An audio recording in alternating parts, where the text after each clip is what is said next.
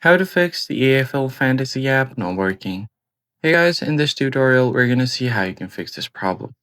So if your AFL Fantasy app is not working, the first thing you want to do is check your internet connection, because if you don't have a stable enough connection, then the app won't work. And once you make sure that you have stable connection, you can go to Play Store, tap on the search bar, and here you can just simply search for AFL Fantasy. Now just tap on the app, and if you see an update button here instead of open, you need to update the app to its latest version. After that, you can just long press on the app and tap on the I button to go to app info, then to storage, and then you can just go ahead and tap on clear cache. And once you tap on clear cache, you could just go ahead and tap on clear data as well.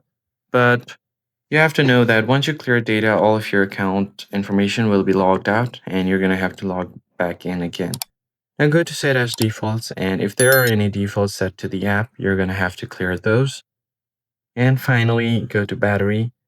Make sure that it's set to optimized or unrestricted.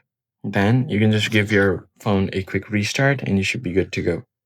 That's it for this video, guys. I hope this tutorial was helpful, and I'll catch you guys on the next one.